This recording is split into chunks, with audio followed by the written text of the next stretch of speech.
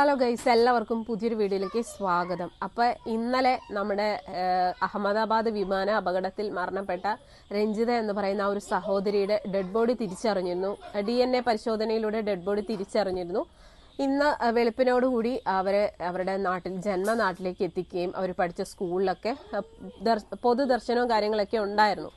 അപ്പോൾ എന്തായാലും വളരെ ദുഃഖകരമായിട്ടുള്ള ഒരു കാര്യം തന്നെയാണ് അല്ലെ. ആ കുഞ്ഞു മക്കൾക്ക് അല്ലെ അവരുടെ നാട്ടുകാർക്കും ബന്ധുക്കൾക്കും അമ്മയ്ക്കും ഒക്കെ അവസാനമായിട്ട് രഞ്ജിതയെ ഒരു നോക്ക് കാണാൻ, അത് അവരെ ഒന്ന് കാണാൻ പോലും പറ്റാത്ത ഒരു അവസ്ഥയിൽ ആയിരുന്നു രഞ്ജിതയുടെ മൃതദേഹവും കാര്യങ്ങളൊക്കെ. നമുക്കറിയാം വിമാന അപകടമാണ് ഉണ്ടായത്. അപ്പോൾ അത് ആ ഒരു ദൃശ്യങ്ങളൊക്കെ നമ്മൾ ന്യൂസിലൂടെ കണ്ടതാണ്. ആ ഒരു വിമാനം എത്രത്തോളം ഭീകര ഒരു രീതിയിലാണ് കത്തി ചാമ്പലായതെന്നുള്ളത് നമ്മൾ കണ്ടതാണ്. അപ്പൊ പിന്നെ അതിലുള്ള യാത്രക്കാരുടെ അവസ്ഥ എങ്ങനെയായിരിക്കും എന്നുള്ളത് പറയേണ്ട കാര്യമില്ല. നമ്മൾ ന്യൂസ് ചാനലിലൂടെയൊക്കെ കണ്ടതാണ്. ഓരോ മൃതദേഹങ്ങളും കത്തിക്കരിഞ്ഞ നിലയിലായിരുന്നു. അതുകൊണ്ട് തന്നെ ആരെയും തിരിച്ചറിയാൻ പറ്റാത്തൊരവസ്ഥയായിരുന്നു. പിന്നെ DNA ടെസ്റ്റിലൂടെയൊക്കെയാണ് ആൾക്കാരുടെ ഡെഡ് ബോഡിയും കാര്യങ്ങളൊക്കെ തിരിച്ചറിഞ്ഞത്. അതുകൊണ്ടാണ് കഴിഞ്ഞ ഒരാഴ്ചയായി നടന്ന ഒരു അപകടം, ഇത്രയും വലിയൊരു അപകടം ഉണ്ടായി 9ാം ദിവസമാണ് നമ്മുടെ രഞ്ജിതയുടെ മൃതദേഹം തിരിച്ചറിഞ്ഞത്. എന്തായാലും വളരെ സങ്കടകരമായിട്ടുള്ളൊരു വാർത്ത തന്നെയായിരുന്നു. അപ്പോൾ എന്തായാലും അവസാനമായിട്ട് രഞ്ജിതയുടെ കർമ്മങ്ങളും കാര്യങ്ങളൊക്കെ ചെയ്യാനായിട്ട് ഡെഡ് ബോഡി കിട്ടി. ഇന്ന് അവരുടെ എന്താ പറയുക, രഞ്ജിതയുടെ ഏറ്റവും വലിയൊരു സ്വപ്നം എന്ന് പറയുന്ന ആ ഒരു വീടായിരുന്നു, പണി തീരാത്ത ആ ഒരു വീട്. ആ ഒരു വീട്ടിൽ രഞ്ജിതയെ കൊണ്ട് കിടത്തി എൻ്റെ കർമ്മങ്ങളും കാര്യങ്ങളും എല്ലാം ചെയ്തു. ആ ഒരു നാട് മൊത്തം ഇന്ന് കണ്ണീരിലായിരുന്നു. അതിൽ ഉപരി നമുക്ക് പറയാൻ പറ്റുന്നത് ആ കുഞ്ഞ് മക്കളുടെ ആ ഒരു അവസ്ഥ ഒന്ന് ആലോചിച്ച് നോക്കണം അല്ലേ. വളരെ സന്തോഷത്തോടുകൂടി അമ്മ വീട്ടിൽ നിന്ന് പോയതാണ്. അവസാനം എത്തിയതോ അമ്മയെ ഒരു നോക്ക് കാണാനോ ഒരു ഉമ്മ കൊടുക്കാനോ പോലും പറ്റാത്ത ആ ഒരു രീതിയിൽ അമ്മ എന്താ പറയുക, അമ്മയെ ഒന്ന് കാണാൻ പോലും കഴിഞ്ഞില്ല. അത് മൂത്ത മോൻ എന്ന് പറയുമ്പോൾ 10ാം ക്ലാസ്സിൽ പഠിക്കുന്നതാണ്. അവൻ അത്യാവശ്യം തിരിച്ചറിവൊക്കെ ഉള്ളൊരു മോനാണ്. പക്ഷെ ഇളയ മോള് ആ ഒരു മോള് ഭയങ്കര കരച്ചിലായിരുന്നു. അമ്മയെ കാണണം എന്നൊക്കെ പറഞ്ഞ് ഭയങ്കര കരച്ചിലായിരുന്നു. നമുക്ക് ഊഹിക്കാവുന്നതേ ഉള്ളല്ലേ.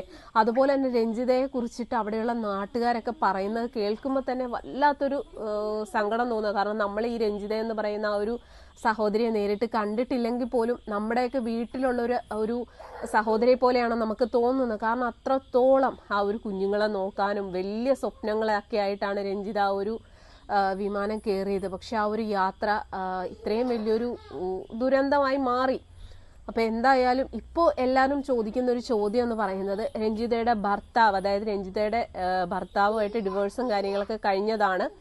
അയാൾ ഈ കുഞ്ഞുങ്ങളെ ഏറ്റെടുക്കുമോ, അല്ലെങ്കിൽ ഈ കുഞ്ഞുങ്ങളുടെ ഇനിയുള്ള സംരക്ഷണം അയാൾ ഏറ്റെടുക്കുമോ എന്നുള്ളതൊരു വലിയ ചോദ്യചിഹ്നമാണ്. അപ്പോൾ അവിടെയുള്ള നാട്ടുകാർ ഈ ഒരു വിഷയത്തിൽ പറയുന്ന മറുപടി വളരെ പ്രസക്തമാണ്. അതായത് അവിടെയുള്ള നാട്ടുകാർ പറയുന്നത് വേറൊന്നുമല്ല, ഈ പറയുന്ന രഞ്ജിതയുടെ ഭർത്താവ് എന്ന് പറയുന്ന ആള് ഗോപകുമാർ എന്ന മറ്റാണ് അയാളുടെ പേര്. അതുപോലെ തന്നെ അയാൾ ഒരു മിലിറ്ററി ഉദ്യോഗസ്ഥനായിരുന്നു, ഭയങ്കര മദ്യപാനിയായിരുന്നു. അതുപോലെ തന്നെ നല്ല രീതിയിൽ ഈ രഞ്ജിതയെ ഉപദ്രവിക്കുമായിരുന്നു. അങ്ങനെയുള്ള ബുദ്ധിമുട്ടുകൾ കൊണ്ടാണ് അയാളുമായിട്ടുള്ള ആ ഒരു ബന്ധം തന്നെ വേർപെടുത്തി രഞ്ജിതയാണ് മക്കളുടെ കാര്യങ്ങളെല്ലാം നോക്കി ആ മക്കൾക്ക് വേണ്ടിയിട്ട് ജീവിച്ചത്. അപ്പൊ എന്തായാലും ഇപ്പോൾ രഞ്ജിതയുടെ മരണശേഷം ആ കുഞ്ഞുങ്ങളെ ആരും സംരക്ഷിക്കുമെന്നുള്ളത് ഒരു ചോദ്യമാണ്. പക്ഷെ ഇവിടെ ഇപ്പൊ നാട്ടുകാർ പറയുന്നത് ഒരിക്കലും അയാളുടെ സംരക്ഷണയിലേക്ക് ആ കുഞ്ഞുങ്ങളെ വിട്ടുകൊടുക്കില്ല എന്നാ പറയണം. കാരണം അയാള് എന്താ പറയാ, കുഞ്ഞുങ്ങളെ നല്ല രീതിയിൽ സംരക്ഷിച്ചിട്ടില്ല. അതുപോലെ തന്നെ മദ്യപാനിയായിരുന്നു, നല്ല രീതിയിൽ ഉപദ്രവിക്കുമായിരുന്നു എന്നാ പറയുന്നത്. അപ്പൊ പിന്നെ അങ്ങനെ ഒരാളുടെ കയ്യിലേക്ക് ആ കുഞ്ഞുങ്ങളെ കൊടുക്കുന്നതിൽ യാതൊരു അർത്ഥവും ഇല്ല. അപ്പൊ എന്താന്ന് പറഞ്ഞാൽ ഇപ്പൊ രഞ്ജിതയുടെ അമ്മ പ്രായമാണ് എങ്കിൽ പോലും ആ അമ്മ ജീവനോടെ ഉണ്ട്. ആ അമ്മ സംരക്ഷിക്കും. അതുപോലെ തന്നെ ബന്ധുക്കാരും ഒക്കെ ഉണ്ടല്ലോ. പിന്നെ മൂത്ത മോൻ എന്ന് പറയുമ്പോഴത്തേക്കും 10ാം ക്ലാസ് ആണ്. അവൻ കുറച്ചുകൂടെ തിരിച്ചറിവായതാണ്.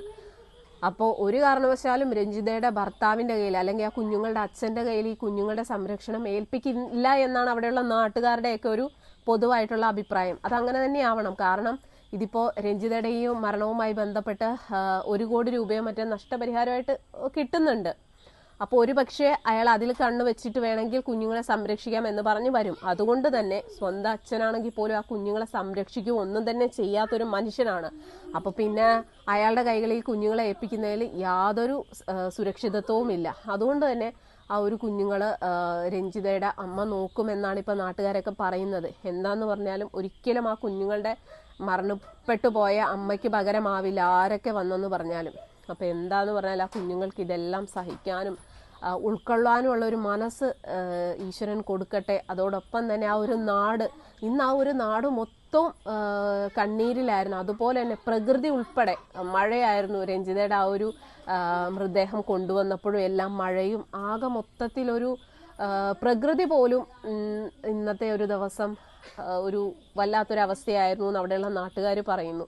അപ്പം എന്തായാലും നല്ലൊരു സഹോദരിയായിരുന്നു. മക്കൾക്ക് വേണ്ടിയിട്ടും അതുപോലെ ഒരുപാട് സ്വപ്നങ്ങളുണ്ടായിരുന്നു. പക്ഷെ അവരുടെ ആ ഒരു സ്വപ്നങ്ങളെല്ലാം അവസാനിച്ചു. ഇനിയിപ്പോൾ ആ മക്കൾ നല്ല രീതിയിലൊക്കെ പഠിച്ച് അവർ നല്ല രീതിയിൽ മുന്നേറട്ടെ.